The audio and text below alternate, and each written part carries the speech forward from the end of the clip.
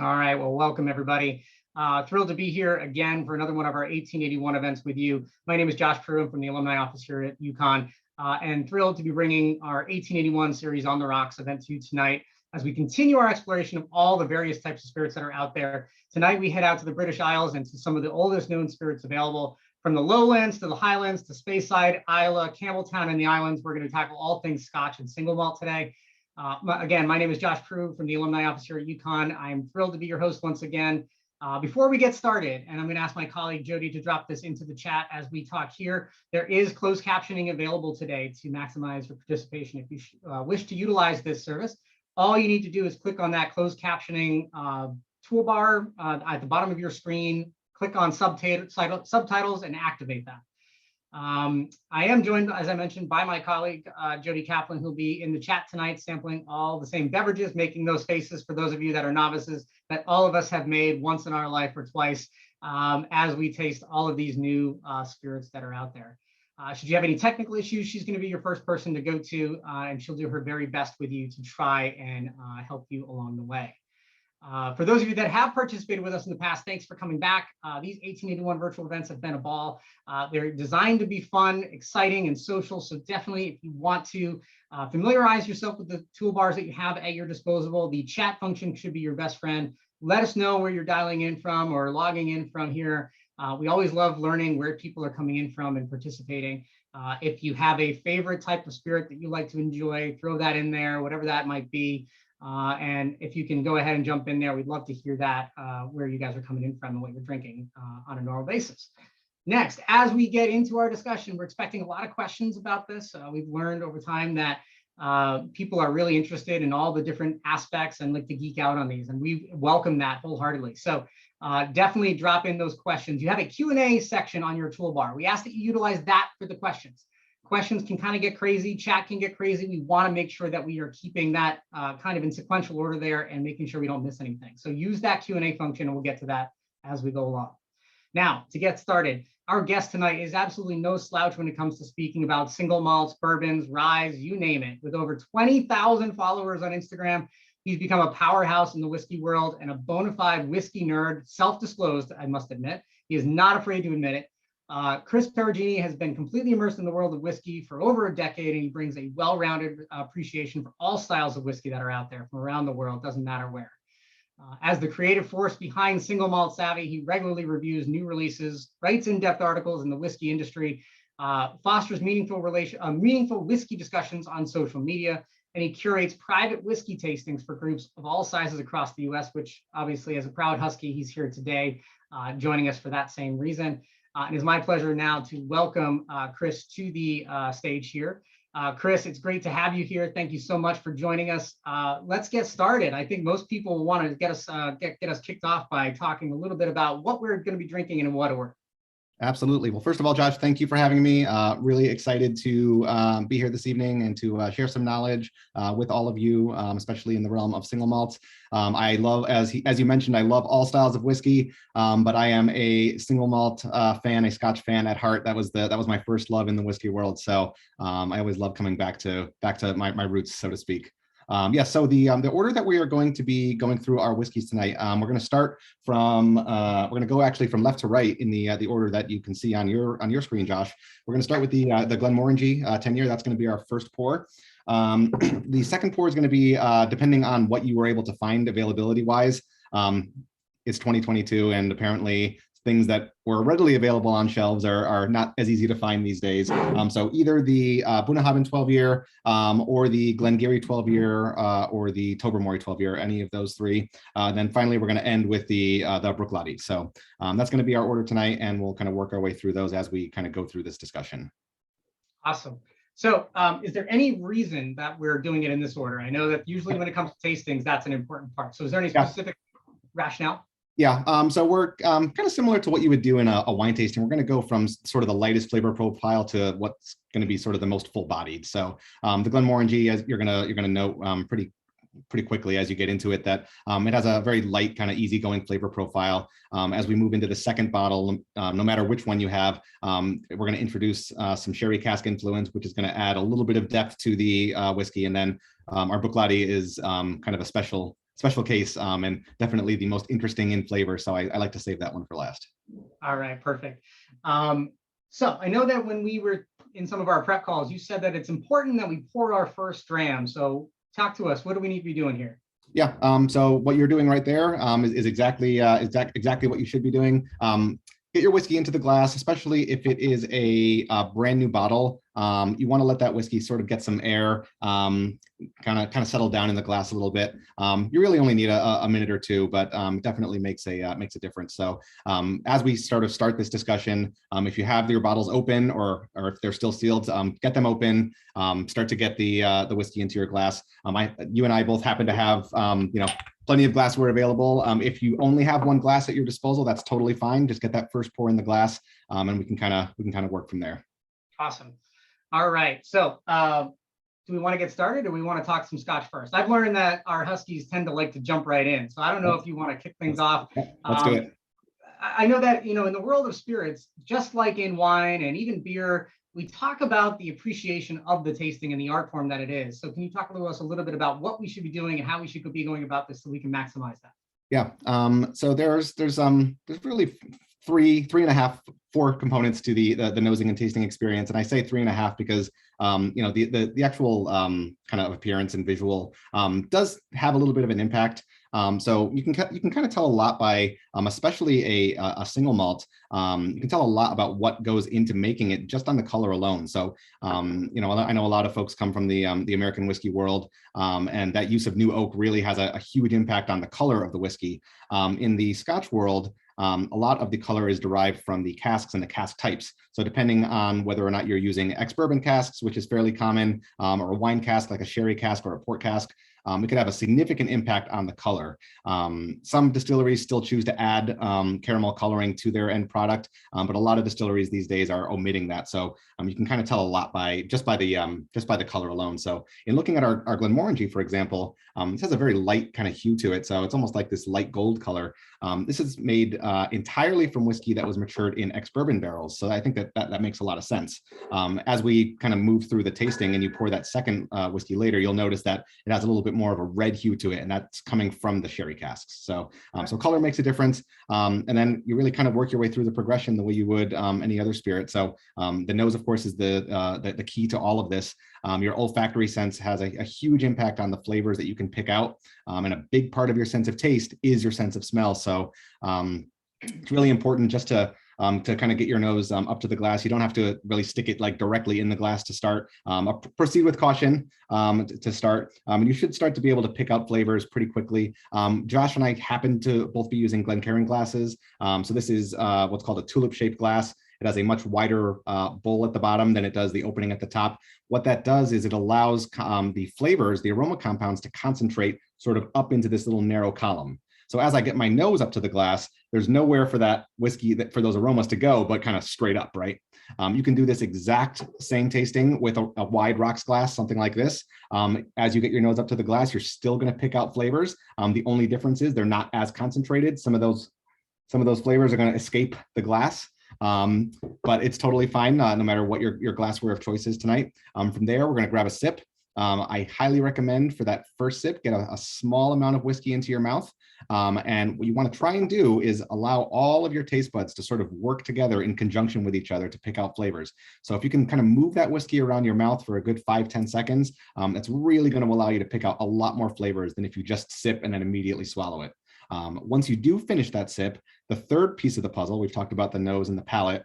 The finish is another kind of crucial component to analyzing a whiskey. So after you finish that sip, additional flavors are going to present themselves. You're going to kind of get different sensations in your mouth depending on the whiskey, and everyone is different. You might feel tingling kind of on the sides of your mouth with a little bit of acidity, back of your throat, tip of your tongue. Sometimes you kind of feel it all over, and you'll notice that certain flavors sort of persist. So that's kind of the general rundown. All right, and from our bourbon tasting, Kyle, who I know basically warned us you can swirl, but not to over swirl because you get too much of like that ethanol kind of thing. Is that also recommended here, or is it not? Yeah. So that certainly plays into this. That's actually one of the reasons why I like to pour and let the whiskey settle for a minute. A lot of times those more volatile components, those ethanol forward compounds, are the first to evaporate out of the glass. So if you pour, let that whiskey settle down, that's actually what's happening. You're letting some of the not so pleasant aromas kind of escape the glass first. Okay, all right. So I don't know about you, and I think I can speak for most people, but I'd say let's get started here. I'm excited. Yeah, absolutely. So we've kind of already talked about the color of this. It sort of has that golden kind of hue to it. This release again is made 100% from ex-bourbon barrels. They're kind of a special type of oak, but I'll get to that in a bit. On the nose, very, very light, easy, kind of middle of the road flavor set. I think it's the perfect way to kick off a tasting. Fresh fruit, kind of like that light citrus, orange peel kind of note. Very vanilla forward, which you're always going to get from ex-bourbon barrels. A little bit of like a floral, kind of almost a perfumey kind of hint to the nose. A little bit of like baking spice, some nutmeg, and like a touch of chocolate.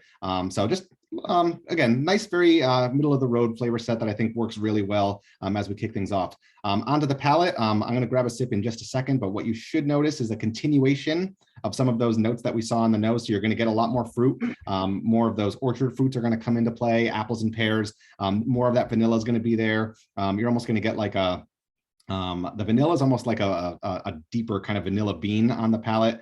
A little bit of that oak is going to finally come through. Can't really get a ton of oak influence on the nose, but it really kind of presents itself once you actually taste it. And then after you finish that sip on the finish, there's going to be a very clean kind of sweetness. A little bit of that fruit comes back, touch of like ginger, like that candied ginger, and more of that orange peel. So that's typically what I find in this release. Hopefully everybody has taken a sip so far. If not, I certainly invite you to right now. Cheers, Josh. Cheers.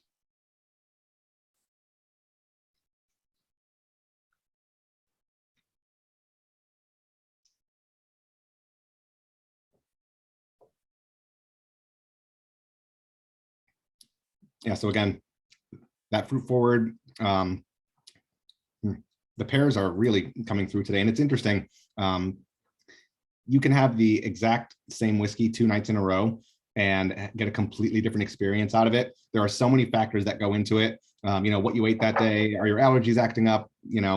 What kind of food did you have? I had a little bit of this yesterday. I noticed that here too. Yeah. I had a little bit of this yesterday just to refamiliarize myself. It had been a few months. And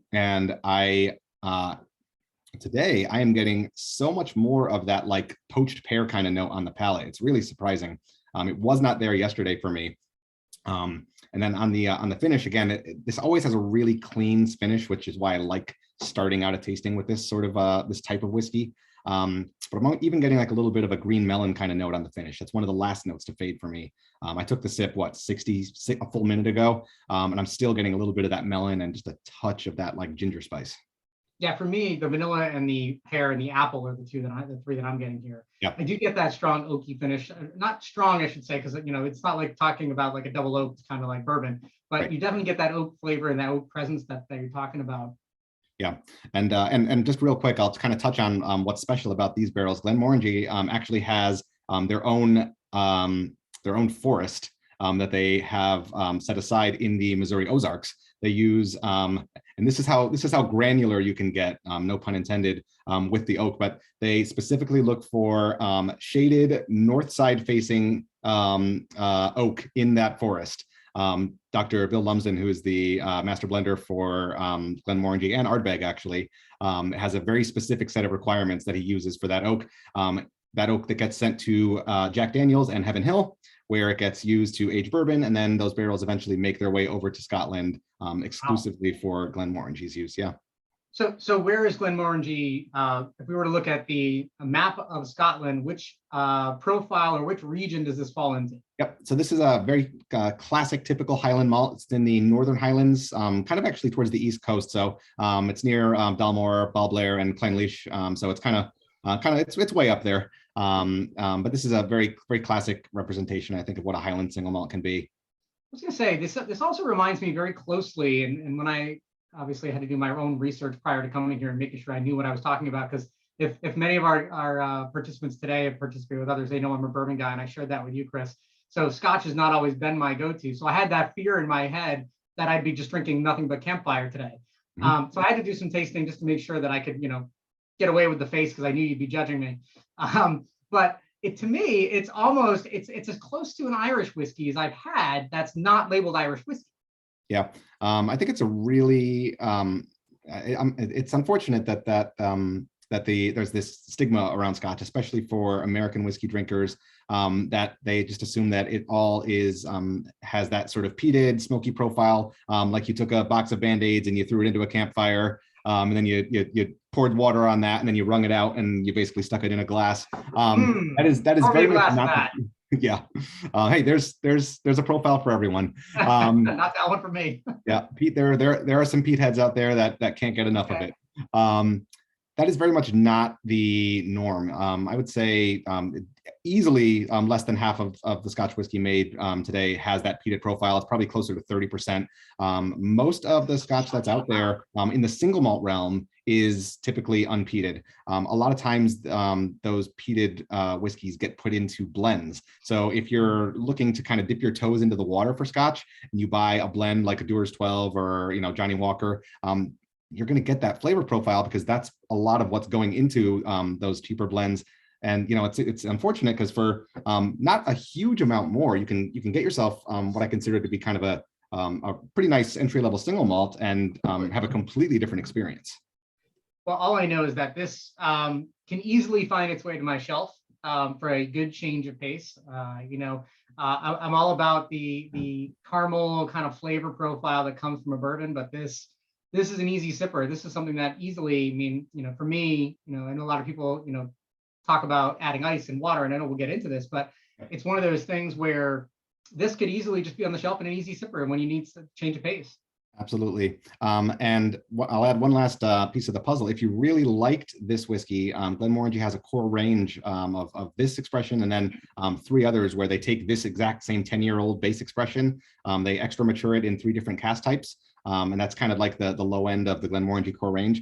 Right around the holidays, you'll start to see these little packs come out. So it looks like this, and it's like a little sampler of 100 ml bottles. And it includes the original and then the 3 extra cask matured. So La Santa is a sherry cask finish, Quinta Rubin is a port cask finish, and then Nectar d'Or is a Sauterne cask finish. So you can kind of see how this same spirit can evolve depending on what kind of secondary cask it goes into. So and this is like super affordable. It's like $30, and it gives you a chance to try 4 really solid whiskeys, like right back to back to back. So what you're saying is we're going to do this again in December, just with that pack, so you can get the sponsorship in Glenmorangie. Exactly. And this whole thing. Exactly. I got to wait for Glenmorangie to send me my check now. No. Okay. All right. There you go. Nice. I like it. So you talked about the as you called it when we were chatting, the smoky elephant in the room, right? So 30%. That seems like most people would just assume that you're just going to have like a Lagavulin or a Lafroy kind of concept every time that you crack open one of these. Mm-hmm. What do you find is the most easygoing kind of, you talked about this as an entry level concept, but what do you find that most people kind of find themselves at least steering themselves towards when they are kicking things off? I mean, is Dewar's and like Johnny Walker like really truly the entry level, or are there other ones out there that people can find? There are a few that I think are definitely worth checking out. There's a what's called a blended malt. So it's a blend of single malts with no added grain whiskey into the product. It's called Naked Grouse. It is like $30, and it has a bunch of different single malts in it, including Macallan, a little bit of Highland Park, some really good products, and it is incredible, and it's a really, really good place to start. It's definitely worth checking out. So we jumped right into this, but I guess you just kind of hit 2 different points that I wanted to chat about. One, what is the true definition of a Scotch whiskey? I think that's the other thing, right? We've tasted a lot of different things over the last 2 years in the pandemic. I've brought liquor and whatever kind of spirits out here for folks to try, but we tried a number of different things. We tried bourbon. We're talking about rye coming up in the summer. Irish whiskey we mentioned. This what defines a Scotch whiskey truly? Yep. So a Scotch whiskey needs to be distilled, aged, and bottled in Scotland. It needs to age at least 3 years, so 3 years and 1 day. It needs to age in oak barrels. That's sort of like this, and it needs to be bottled at 40% alcohol by volume or higher. That's like the super duper abridged version. That's like kind of the most important regulations that go into it. There are different kinds of Scotch whiskey. Everything that we're trying tonight is a single malt Scotch whiskey. So those 2 words are really important. The single in single malt means that the whiskey was distilled at a single distillery. So in the case of our Glenmorangie, this was distilled at the Glenmorangie distillery in the Scottish Highlands. The malt in single malt means that the whiskey was comprised of grains equaling 100% malted barley, no exceptions. So in the bourbon world or in the American whiskey world, a lot of flavor is derived from the proportion of grains that go into the recipe. So a bourbon has to be at least 51% corn, but they can add smaller proportions of rye, wheat, malted barley, all sorts of other grains to alter flavor. In the single malt world, it is 100% malted barley, or it is no longer called a single malt. So where they really play around with their flavors, oftentimes comes from the casks that get used. And there are way fewer restrictions on cask types in the Scotch world than there are in the bourbon world. So by law, bourbon needs to be aged in a brand new charred oak barrel. That regulation does not exist in the Scotch world. So they can use a barrel that's been used once, twice, 3 times before, wine barrels, sherry barrels, all sorts of crazy barrels. Yeah. Wow. Okay. No, that's interesting. So, and what you were referring to on the American whiskey side, more of the mash bill, right? The concept of how that's comprised and how that bourbon comes to be. So this has to be malted barley. That's it. There are only 3 ingredients, right, for Scotch? Yep. So it's water, barley, yeast, and it and time. Yep, and time, exactly. Yep. So all right, cool. Well, I think we've talked enough about Glenmorangie. I know that the next one we have for many people is the Bunnahabhain, the Tobermory 12, or the Glengarioch, and Chris had to educate me as well on how to pronounce. I mean, I spent some time in Wales, but my Scottish is really off, and my Gaelic. So, Glengarioch, I would never have guessed that in terms of how to pronounce this one here. Yep, I way back when I had to look that one up myself because it made no sense, and I still can't figure out exactly how that pronunciation came to be. But we just accept it. Hey, how it goes. So, yeah. Okay, so we're going to move on to our second pour. I am going to be drinking the Bunnahabhain. And I do apologize to anyone who could not find it. Again, I'm like really shocked that this was not available on every shelf, but apparently, as is the case with so many things this year, there is a lot of trouble getting things through the supply chain. So apparently more is coming, and it's funny because Bunnahabhain and Tobermory are owned by the same parent company. So the fact that Tobermory was available just blows my mind, but okay. Hey, they must be on the same ship with all the Pappy Van Winkle I've been looking for. Yeah, exactly. So what we're going to find with our second pour, no matter what it is you're drinking, there's going to be a proportion of this whiskey. So first of all of it, depending on which one you bought, is 12 years of age. So a little bit more age to it compared to the Glenmorangie, and it's going to be aged in a proportion of ex-bourbon barrels and ex-sherry barrels. So that's kind of where we start to add a little bit of complexity and depth to our whiskey. Okay. So if you think about the types of sherry that are often used in the Scotch world, we're usually talking about Oloroso sherry or Pedro Jimenez. Basically, think about when you have that after dinner dessert wine and you go to pour it out and it's like that thick syrup. Imagine what would happen if you took that barrel, a barrel filled with that wine, emptied it out, sent it over to Scotland, and then stuck Scotch whiskey in it. I mean, that barrel and what was inside it is going to have an impact on the flavor. Sure. So I'm looking at the Bunnahabhain here, and I actually have some of the Glenmorangie left, and it might be hard to see in this lighting, but it is noticeably darker, at least from my vantage point, if you compare the two. Josh, actually, your lighting is a little bit better for this. And that has everything to do with the sherry casks adding that redder kind of hue to the whiskey. Now, let me ask you this. You talked about the light body to the full body. Does that have anything to do? I mean, I know we're going to get into this, and one of the questions that just came through was actually talking a little bit about water and ice, and I know we'll get into that before we wrap up tonight. But does this have anything to do with like the increase in viscosity and that type of aspect here? So the sherry barrels don't really have a huge impact. However, one of the things that is and I did this on purpose. No matter which of these second bottles you chose, each one is bottled at least 46% alcohol by volume. In the case of the Bunnahabhain, it's 46.3. I believe the Glengarioch is 48, if I recall correctly. Yep, 48. Yep. And the Tobermory, I think, is also 46.3, give or take. When you when you reach that 46% alcohol by volume mark or higher, oftentimes distilleries choose to omit an important part of the production process called chill filtration. So all three of these whiskeys are non-chill filtered. That is it. What is chill filtration? It's exactly what it sounds like. They take the whiskey just before bottling, they chill it down to at or near freezing. What happens at that cooling point as it approaches freezing, some of those fatty acid compounds, those longer kind of more complex chains bind together. They run it through a series of filters. It strips out some of those oilier compounds, and the end result is a purely cosmetic result. It is a clear, clean looking whiskey. That is really the reason why distillers used to chill filter, was so that when someone looked at their whiskey and they saw a slight haze or cloudiness to it, they wanted to make sure that people didn't think it went bad. Okay.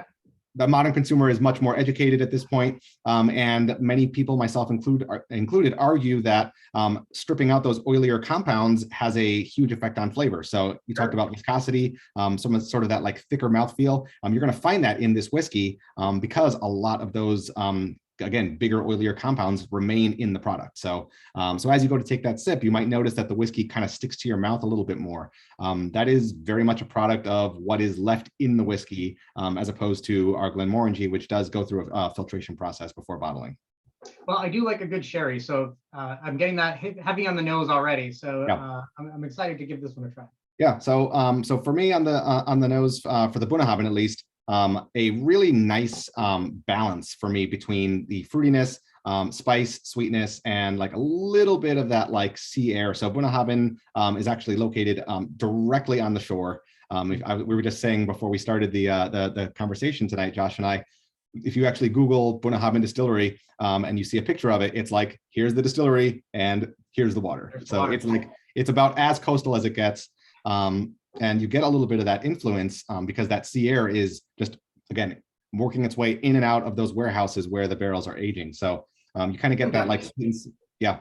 This one definitely has more of an earthy flavor profile, at least on the nose to me. I'm getting a little bit so the Glengarry is a Highland malt, so it doesn't quite have that same kind of coastal vibe to it. The Tobermory is one of the reasons why I love using that as an alternative, is that it is an island whiskey. It is distilled on the Isle of Mull, but the whiskey is actually aged in the Highlands, and then it comes back over to the island before it gets bottled. So it has a little bit of that vibe going on. So I'm going to grab a sip of this one, and we'll chat a little bit about what that sherry cask does to the whiskey, no matter which one you're drinking. So let me grab one. Absolutely. Yeah, no, this one definitely has a little bit more mouthfeel to it. Definitely has, you know, I won't say a heavy amount of peat, but I get more of that here than I do in the Glenmorangie. I get a little bit more of that earthy kind of that flavor profile. Mm-hmm. Yeah, and there's definitely a little bit of an earthiness to the Bunnahabhain as well. Definitely more open baked apples for me.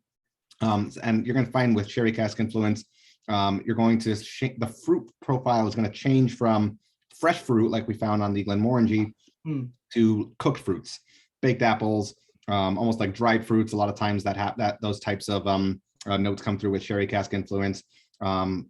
Raisins or sultanas, that sort of that sort of dried fruit profile. A little bit of chocolate. The more sherry cask influence you introduce into a whiskey, the deeper and richer like those chocolate notes come forward. So there's a touch of it here. If you tried a 100% sherry cask matured whiskey like an Aberlour or a Bunna, for example, it's like crazy chocolate.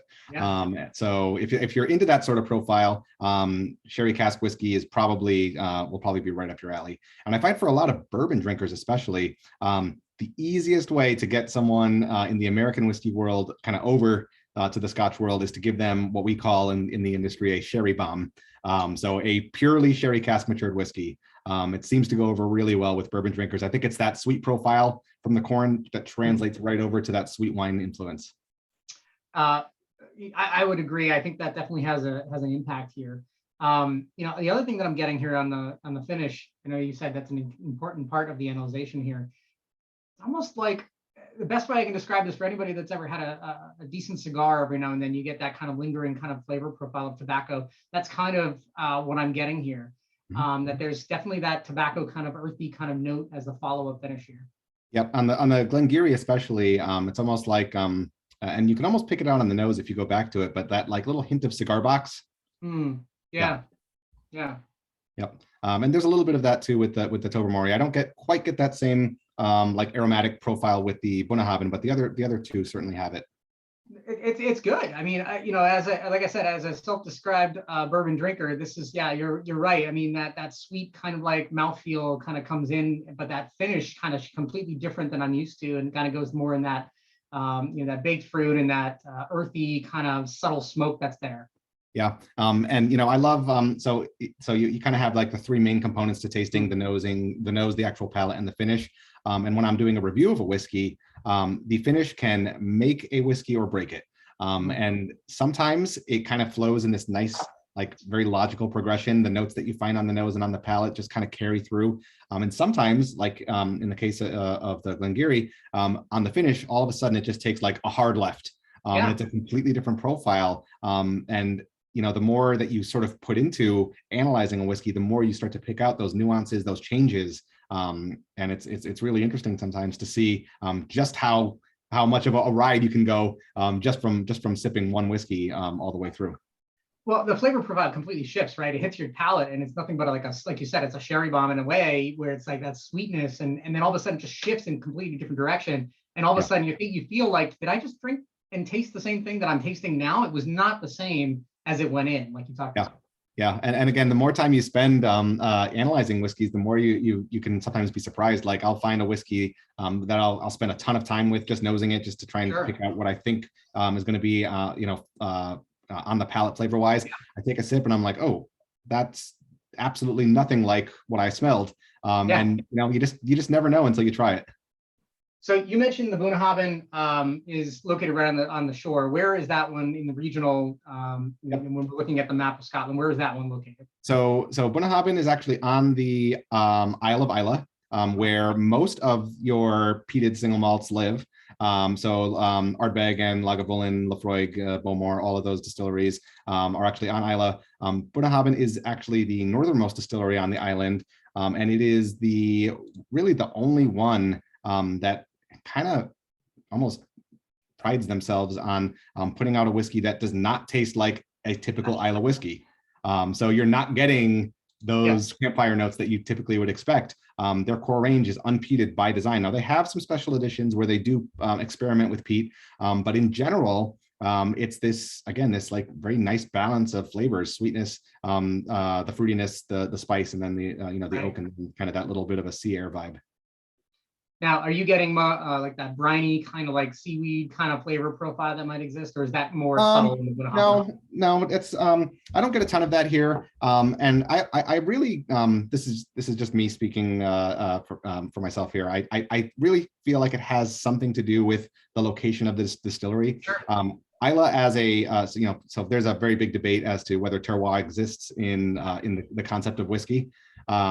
And I believe that it does exist to a point. And it does depend on, of course, where the grains are sourced from and all of that. But where the water comes from has an impact. There is peat naturally in the water in a lot of locations in Islay. And so, of course, that's going to translate over if you're using that water. But I feel like that northern location of where Bunnahabhain sits has an impact, and there's just less of it up in that northern part of the island. So that's my theory, at least.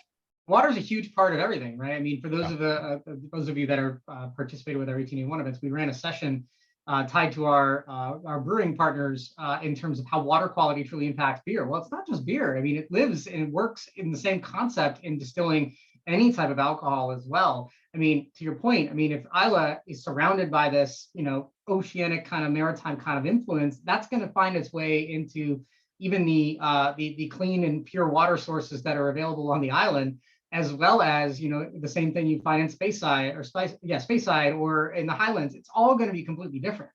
Yep, exactly. And in the case of some of the big distilleries, like Glenlivet, for example, one of the best-selling single malt brands in the world, right in the middle of Speyside in the Highlands, they own 300 or 400 acres of land around the distillery, solely to protect their water source that they use for their whiskey.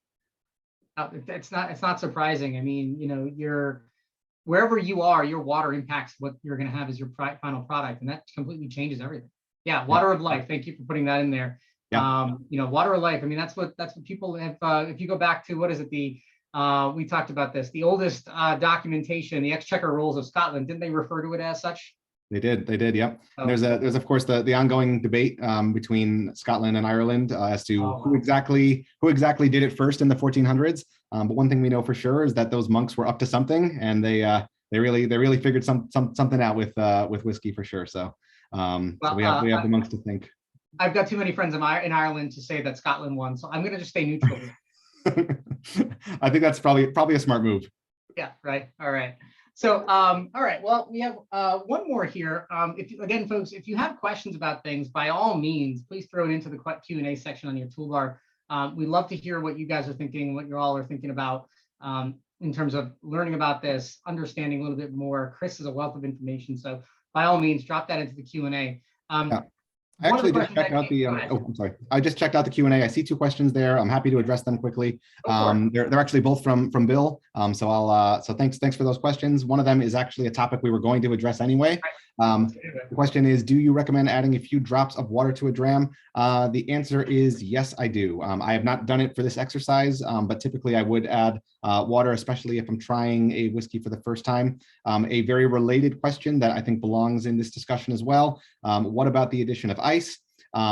This is a very subjective question, if you ask me. There are some people that are a little bit more hard-nosed about this and say, don't add ice, don't add, add a single drop of water to your whiskey. I am of the impression that you should enjoy your whiskey however you choose to.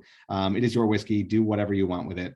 So you can add water, you can add ice, you can add Coke. I don't care. I really don't. I wouldn't recommend it for a high-end pour, but that's your prerogative. And I'll tell you what happens when you add water or ice. And so it's also really important to see to think about the setting in which you're enjoying your whiskey. So tonight, we're doing a little bit more of a deep dive, trying to pick out flavors, explore the profiles of these whiskeys, really kind of take a sensory evaluation, right? So using a glass like this, a nosing and tasting glass that helps concentrate those flavors, it just makes sense for this type of event. If you're going to add water, I actually have my little handy eyedropper here. A little water goes a really long way. What we're doing when we're adding water, it really has nothing to do with the dilution of the alcohol. One drop of water isn't going to go very far, but what the water is doing, there are a whole different array of aroma compounds sitting in this glass. As soon as you add water to that whiskey, that addition of water will actually break a layer of surface tension, allow some additional aroma compounds that are in there and just not able to present themselves to start to kind of mix up and kind of open up the whiskey. So when they say that water opens up your whiskey, it's simply allowing flavors that were already there to present themselves a little bit faster.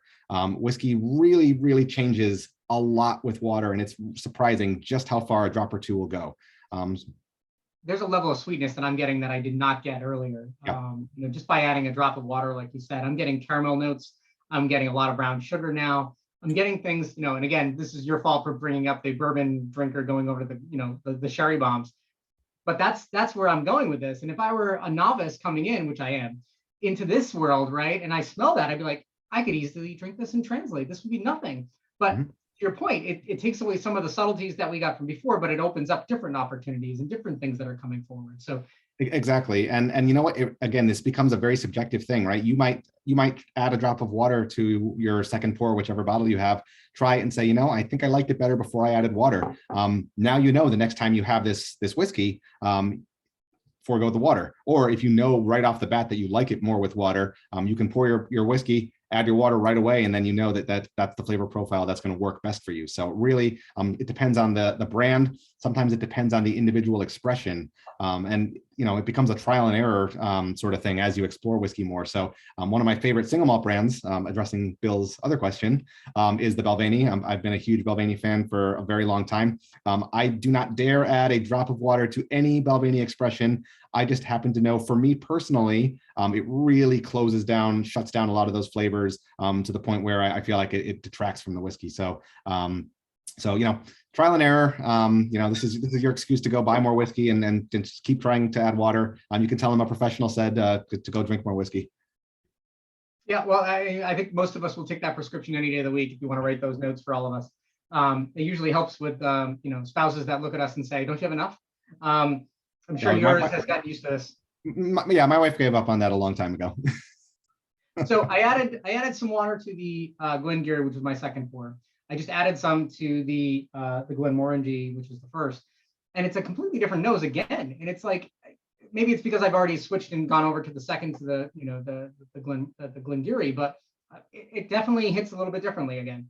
Yeah, so there's another important factor here. The two big factors that are going to sort of change the profile of the whiskey are water and time.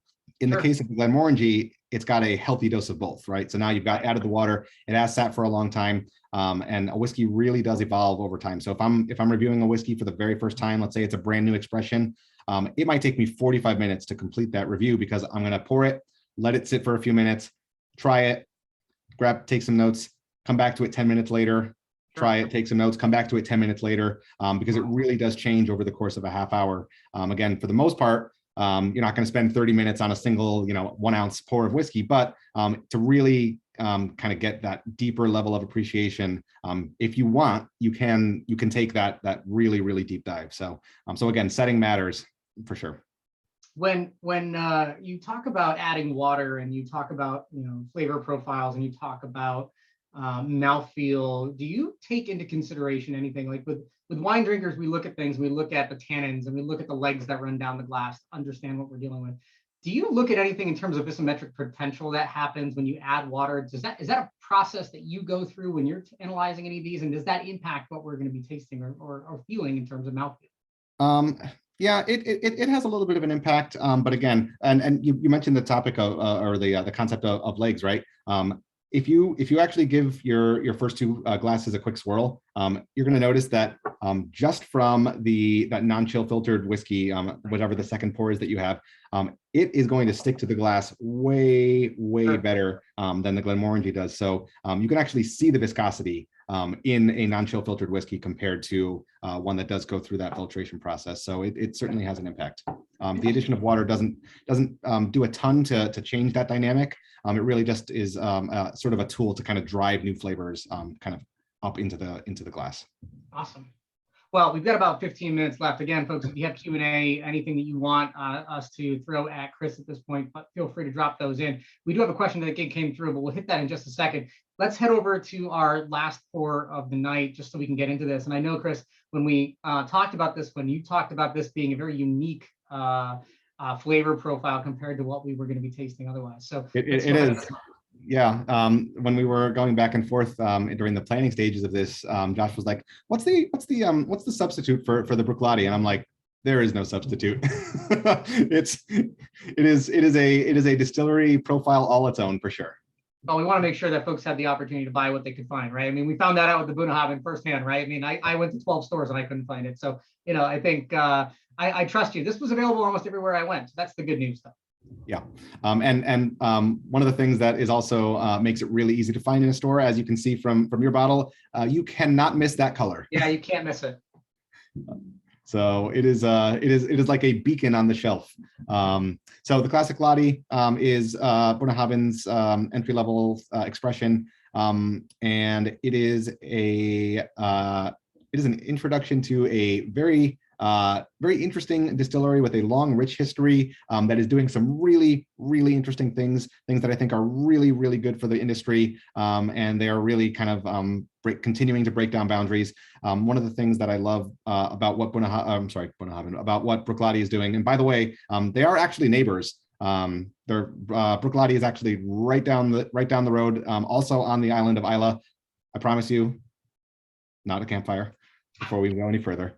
They do, again, just like Bunnahabhain, they do have heavily peated expressions. This is not one of those, but where Bruichladdich is really making a name for themselves, the distillery was closed for a long time towards the end of the 20th century. They reopened right at the turn of the century, and they've been doing some really cool stuff ever since. They have been pushing the envelope when it comes to transparency, giving back, and locally sourcing their grains and their source materials from the island of Islay to really kind of support the local economy. And the transparency is really where I'm just ridiculously impressed. So if you look at the back of your bottle of classic Laddie, you should see somewhere towards the bottom a little code. So it should say something like 21 slash, 100 or something like that. I don't know if you can find yours. Oh, yeah, I got you. Hang on. 21/208. Yep. So every one of these bottlings is produced in small batches. I'm actually going to share my screen for a minute because I want to show you exactly what sort of lengths Bunnahabhain goes to, Bruichladdich goes to I love Bunnahabhain. I can't help it. Anyways, the lengths that Bruichladdich goes through just to better inform the consumer. So I'm going to share my screen real quick and let me know when you see it. Let's see. Okay, you should be seeing hopefully the classic Laddie website. Okay, so I have a bottling here from 2020. So my code is 20/181. And when I hit the reveal button,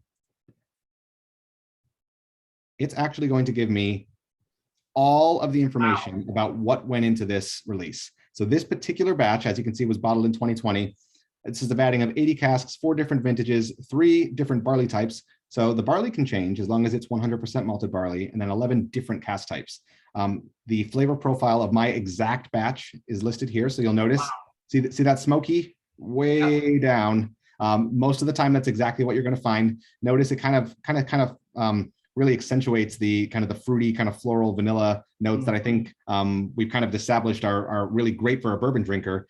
So those are very present here. And then take a look at the level of detail that goes into the cask types. I'm not going to get into all of them, but USA bourbon hogshead, 4th fill, then transferred to a Spanish sherry butt, 2nd fill, then back to a USA bourbon bill, 2nd fill. I mean, they get to that level of granularity. It's incredible.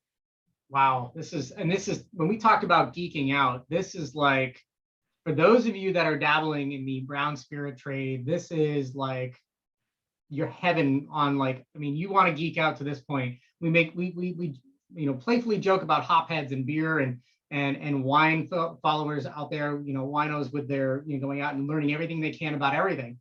This is like the same thing for Scotch fans. This is what you want to see. This is like, to quote, the older folks here, the Encyclopedia Britannica that you want to see of Scotch. Yep, and you'll notice that the only thing that is redacted here is some of the distillation years. The reason why is that the Scotch Whisky Association, which is the governing body that kind of oversees what can be called Scotch whiskey, is really, really big on only disclosing the ages of the youngest whiskey in the bottle. So when you see a 10-year age statement on a Glenmorangie, that means that the youngest whiskey in this bottle was aged for 10 years. Is it possible that they put an 11-year barrel into that whiskey? Yep, it's very possible, but they only want you to disclose the youngest whiskey in the bottle. So everything that is redacted was distilled before 2013. My bottle was bottled in 2020. That means that all the whiskey here is at least 7 years old. Typically, I have it on good authority that the casks typically range from like 7 to 9 years old. Every once in a while, a 10-year-old barrel will enter the mix. But other than that, I mean, there's whatever you want to know about your batch is there. So if you go to the Bruichladdich website and search for the classic Laddie, you can put your number in and you can see exactly what goes into your cask as well. Yeah, I just pulled it up because after we're done here, I'm going to have to go and understand a little bit more about what I have in front of me as well, because this is really intriguing. So I think, with that being said, I'm really curious and excited now to taste this one. Yeah.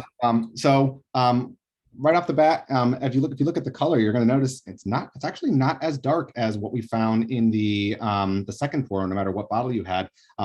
As you kind of look at that list of different cask types, they use all sorts of stuff. They experiment with various wine casks.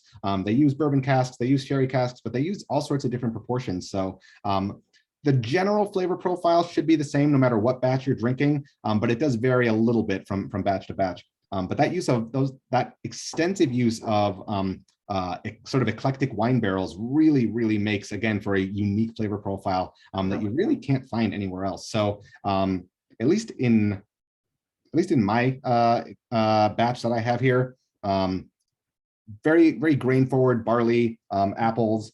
Again, that sea air is there. There's a lot of fruit though. It's like stone fruits, peaches, and plums. That melon is there, and then there's like this, like a kind of a little weird funkiness to it. It's like it's almost like a wet, kind of marshy vibe to it. Yeah. Yeah. Little bit of that like funk. It's not, again, it's not smoke, it's not peat. It's just something a little different. It almost feels like you're like standing in the middle of a working farm as you're sipping this. Yeah, I mean, you're right. I mean, that was something I couldn't quite put my finger on. I'm like, this smells nothing like the other two that I just had. What am I picking up on? But you hit it. It's a little bit of funk. Yeah. Yep. But I think it's just enough to be interesting and not kind of completely steal the show, right? So that supporting cast of flavors. Again, that sweetness is there. It's like a little bit of a caramel sweetness. It almost has that like cotton candy, pink bubblegum kind of vibe to it as well on the nose. So there's a lot going on here. This whiskey, again, the more time you put into trying to pick out flavors and specific notes, the more you'll find. Again, this one will change pretty significantly on the palate and through the finish. So I'm going to grab my sip and refamiliarize myself with this one as well. But I certainly invite you all to do so if you haven't yet. Cheers. You know, there's definitely a level of sweetness that I didn't get initially off the Glenmorangie when we started that one. And on the finish, it really hits you. And then to your point, the longer it lingers, the more that I'm kind of being able to assess and pull out of here. Mm-hmm. I'm almost getting a little hint of like a sweeter fruit. I want to say almost like a cherry in a sense is pulling through slightly at the end. But again, I've been sitting on this for a few minutes. I could see that. Like almost like a mixed berry jam type of thing. Yes. Yeah, that's great. Yeah. And again, subjective, right? I mean, it is. That old adage, you say something, I'm like, yeah, that's the one. You know, I mean, that's always how it goes, right? It really is subjective though. And I love to use the classic like sweetness descriptor as a great example of that. What I consider to be caramel, somebody else out in the audience might consider that note to be honey or toffee or brown sugar or, you know, a variety of other descriptors that can, you know, say, hey, this tastes sweet to me. Right. So whatever note you came up with, you are correct. It is completely subjective.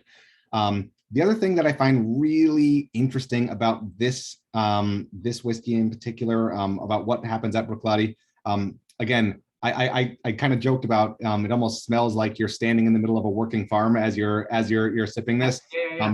There's that little bit of that like almost lactic profile to it, right? So if you're in the beer world, you kind of you'll sometimes get those lactic notes that almost it almost kind of reminds you of like the smell of like fresh strained yogurt, or like that almost like it's almost dairy but not quite. There's a little bit of that going on here. The wine casks though add that like really kind of big, bold sweetness that you really can't get anywhere else. There's just so many flavors going on here. I kind of leave it up to the person trying this for the first time to kind of pick the direction that they want to go, because you can take this in so many different directions. This is a barley driven profile. Again, it has those wine casks that I think make a really big difference. And you know, it's just a lot going on in this one. So hopefully everybody got something definitely complex. Definitely complex, I would say that. I mean, there's a lot of things happening, a lot of things firing at different levels of your palate. It's hard to pick out exactly what's happening. And to your point, the longer it sits on my palate, the more I'm getting out of it, and like feeling like it's kind of going this way, and then it kind of like just cuts immediately. Yep. Even now on the finish, I'm getting like a slightly herbal, like almost like fresh mint now is starting to come through. A little bit more of that earthiness is there, like that, like that smell that you get when you're in like at a waterfall in a cave. Like that mineral, a little bit of musky, minerally kind of, I got that going on now too. So yeah, there's a lot happening in this one. But while your palate is ruminating on that for a few minutes, we do have a couple questions with the last few minutes we have. And folks, if you have any last minute concepts you want to ask Chris, now's the time to get those into the Q&A while we wrap up here tonight. First, we talked a little bit about this in terms of single malt versus the blend. Can you talk a little bit more about why Johnnie Walker has such a smoky flavor profile to it? Yeah, Johnnie Walker is owned by corporate giant Diageo. They own a lot of distilleries, a ton, I think 27 distilleries, single malt distilleries in Scotland. And a good proportion of what goes into the Johnnie Walker blends come from Talisker. Talisker is an island single malt that does have a peaty profile to it. In addition to the single malts that go into that blend, One of the other things that makes a blended whiskey is that they use grain whiskey from other sources, not 100% malted barley, to round out that blend. Why would you use grain whiskey? It is much, much cheaper to produce. Therefore, it is much, much cheaper to buy that bottle, right? If there's cheaper production methods going into grain whiskey, it gets blended in with some single malts, some of which comes from a peatier profile. And I think a lot of that off-putting profile that you'll get from like a Johnny Walker Red does come from those cheaper grain whiskeys. So it's a little combination of the peat plus the grain whiskey profile. Well, and that leads perfectly into the other question that we have here, talking about, if you followed anything with the popularity of whiskey growing across really the globe, prices are continuing to increase. And do you see any of this settling down, or do you think the trend of skyrocketing prices is going to continue here? So I love this question, and thank you, Mo. I could actually speak on this for the next 2 hours. I will not. I'll try and keep this to a 60-second. Mo's a great guy. I'll connect you to Mo. You guys can have a scotch together and talk about this if you need to. Perfect. So I actually take a special interest in the whiskey market at large, right? So the dynamics between the producers, in the United States, the three-tier system that kind of brings the whiskey from producers through the distribution channel to the retailer, and then finally to the end consumer. There's a huge dynamic that's happening there. Things are changing. It varies by state. So I'm a huge, that's kind of my specialty when it comes to where I like to kind of put my research in. I'm actually kind of starting to work through organizing some thoughts in a larger format, trying to get a book going on the topic, to be honest. Nice. So hopefully someday soon. But I do not see the market slowing down anytime soon. In fact, unfortunately, for those of us in the room that are just getting into Scotch or any whiskey, I only see it getting crazier over the next decade. I do not see any signs of it slowing down. And it's unfortunate because every time you look at a trailing like 5-year period, no matter what year you're in, and you're like, man, things were so much better 5 years ago. 5 years from now, we're going to be saying, man, I wish it was like it was in 2022. I think it's just going to get that much more competitive. The demand is completely outpacing the supply, and distilleries are trying to catch up.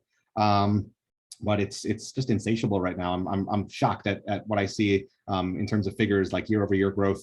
There's just so much more demand every single year. So for those of us that, when I made the comment earlier about our spouses looking at us and saying, don't you have enough? What you're saying is stock up now, because it'll be cheaper now to have a stockpile in your basement for 10 years from now when it's double the price. It's a long-term investment strategy. So, but like if you're interested in liquid assets, it's the perfect choice, right? We did not rehearse that joke, everyone. That's actually great. I mean, spoken from a dad joke lover to another dad joke. I appreciate that all too well. So we talked about this as well, and somebody just dropped this into the Q&A.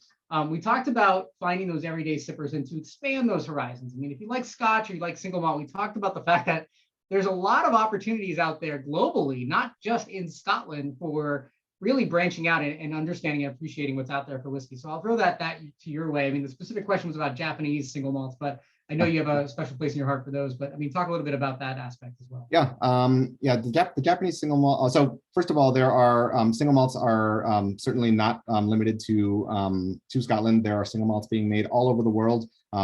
Irish whiskey, of course, is a pretty close cousin to what you'll find in the Scotch world. But there are actually a lot of single malts being produced in Ireland. So in the traditional Scottish style, there are single malts being made in a variety of European countries, India, Taiwan, Japan, as well as a pretty steadily growing American single malt market, which I'm actually a huge fan of. The American single malt market is doing what no one else is doing anywhere else in the world. They are taking the established traditional methods that are being employed everywhere else, and they're experimenting. They're changing things around. They're playing around with the types of barley. It's still 100% malted barley. Excuse me. They're playing around with the types of barley. They're playing around with the yeast strains, the use of different kinds of oak, new oak. So there is a ton happening all over the world in the single malt world, specifically regarding Japanese whiskey. The Japanese whiskey industry got off the ground because a distiller actually traveled to Scotland, spent a bunch of time there, 10 years, learning the craft, came back to Japan.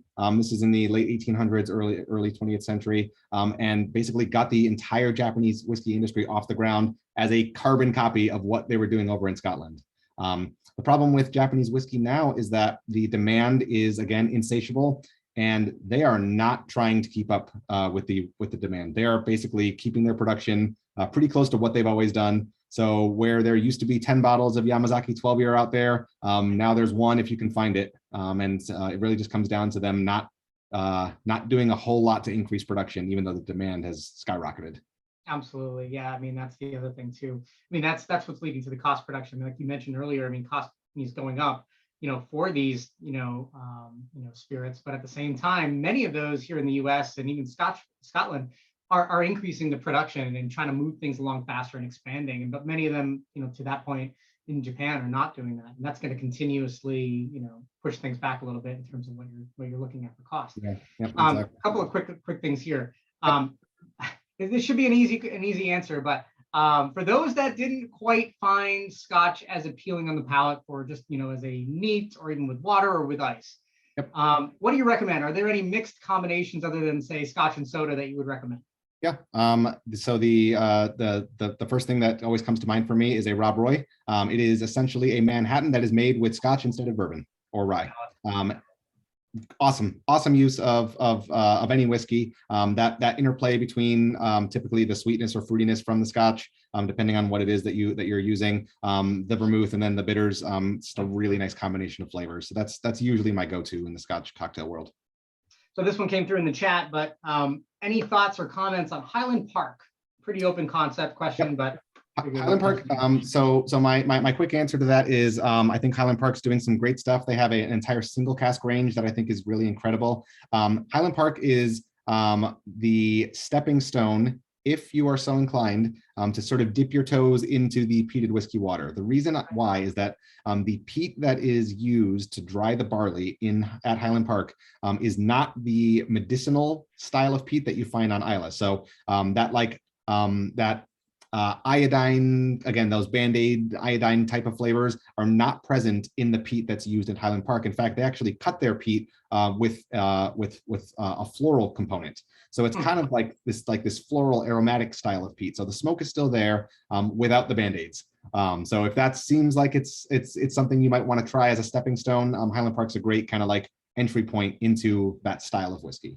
All right, awesome. Two follow-up questions. One, what is your favorite American single malt? And go.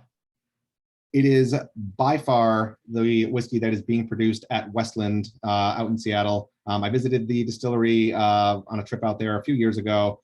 They are doing some incredible things. They have essentially become the flag bearers for the American single malt space.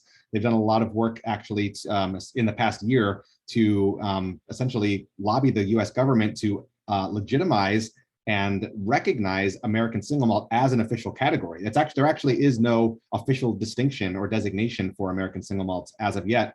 With Westland and a few other distillers getting together to kind of plead their case, the U.S. government is finally coming on board, and that answer should be coming sometime this year. So Westland does some great stuff. I'm a huge fan of their work. So awesome. Well, you segued me into this final question that we're going to take tonight. Have you had the opportunity to visit Scotland and go to a distillery, if not 12? And what do you have for recommendations? I have been to Scotland and have visited distilleries, and it is an incredible experience. And it depends on whether or not you are interested in peat or not. If you are interested in peat, go straight to Islay. It is a very small island, and all the distilleries are right there. You can make an entire week-long trip just out of spending some time on that island, and you'll be all set. If you are not into the peated profile and you want to get the most bang for your buck in terms of distillery visits, go to Speyside. So Speyside is actually technically a part of the Highland region. It gets its own designation because the concentration of distilleries in this small little region is so dense that they said we need to give them their own little sub-region. And there are almost as many distilleries in Speyside as there are in the rest of the Highlands. There might actually be more at this point. I can't keep up with. There's 1/3 of the single malt coming out of Scotland comes out of Speyside. Yep. So there is and you know what, all the big players are there, and there are some distilleries that actually call themselves Highland single malt that are located right in the heart of Speyside. They choose the Highland distinction, but there is a road called the Malt Whiskey Trail. So if you've ever tried to do the Bourbon Trail, the Malt Whiskey Trail puts the Bourbon Trail to shame. I've been to both. Oh, okay. You were just on the Bourbon Trail 2 weeks ago, so I mean, talk about jealousy here. Yes, I've had my fair share of distillery visits over the years. When you go to the Malt Whiskey Trail, you can practically walk to 10 different distilleries, all in a row. So, and it's big names again. So Glenfiddich is right up the road from Glenlivet. Glenfiddich is of course next door to the Balvenie because they are sister distilleries. They are right down the road from Macallan and Aberlour. There are so many distilleries all in that tiny little strip. It's really pretty incredible. And the types of tours that you get out there are so different than what you find in the US. It's just a completely different atmosphere. So I mentioned that the Balvenie is one of my favorite distilleries flavor-wise. Their tour is incredible. It sells out so far in advance. If you're planning a trip to Scotland next year, book your Balvenie tour now. Compared to what you'll find at Macallan and Glenfiddich and the big corporate players, it has this very like homegrown feel. They just take you through all the inner workings. It doesn't feel as polished. It's really cool. So definitely. And you don't have to jump in the car and drive on the other side of the road after you tried a few scotches. So you can just kind of walk, like you said. Yeah, exactly. Get some. It probably helps to have some driving driving commitments out there. So there's plenty of places out there that will handle the driving for you. Awesome. Well, Chris, that's the last of the questions that we're taking tonight. Huge thanks to you for taking some time tonight and sharing with your time and your talent here with UConn Nation. We can't thank you enough for that. Any final words for our new Scotch drinkers that are out there today in terms of as they're kind of exploring what's out there? Yeah. So I actually just first of all want to thank everyone for joining tonight. Hopefully you learned something new and picked up some new tips and tricks. And if this is the start of your single malt journey, I wish you the best in that exploration. There's so much to explore. So I'm really excited. If this wasn't quite your thing, and maybe you came from the American whiskey world, hopefully you gained a little bit of appreciation. Now you know that not all Scotch tastes like campfire. Even if that's all we've gotten out of this conversation, that's great. If you are interested in keeping that conversation going, I'm actually going to throw some contact information in the chat. If you have questions about anything that we've talked about tonight, I certainly invite you to reach out. I'm available at every social media channel you can think of at Single Malt Savvy. My website is singlemaltsavvy.com. You can also email me directly. I will put this into the chat. This is the fairly easy to remember, chris@singlemaltsavvy.com. You can email me directly. If you are interested in putting together a tasting event, corporate, private, in-person, virtual, I do them all the time. So we talked Scotch tonight, but I'm pretty versed in all styles of whiskey. So I certainly invite you to reach out if you're ever interested in putting together an event. Or again, if you have questions, shoot me a message. You might be surprised how quickly I respond. I love talking whiskey, as you can probably gather from this discussion. So I certainly invite you to keep that conversation going anytime. Absolutely. There's no shortage of information that we can get out of you here, Chris, and thank you again. To those of you that have been following along with all of our 1881 events, we do have one more coming up on the docket. It is in terms of our On the Rocks series that you're participating in today. We are going to be talking all things rye. So I know Chris likes rye. I know there's again, we talked about the smoky elephant in the room. We're going to talk about the elephant in the room about rye and why people think that it gets a bad rap and where it went and why it was such a top tier kind of spirit out there prior to Prohibition and where it went. We're going to sample 3 different ones. We're being joined by whiskey mentors, Irene Tan, who's also the owner of Canterbury Liquors out in the Northeast corner here in Connecticut. So join us. It's going to be in July. I believe it's like in the 20s. I don't have the date offhand off the top of my lips, but I'll get that out to all of you for joining us. If you're going to want to join us for that, I'll get that information out to you. We want to thank you all so much for joining us tonight. To Chris, to Jody for helping out on the back end. Thank you all so much. And we will see you shortly. Take care, everybody. Have a great night. Thank you.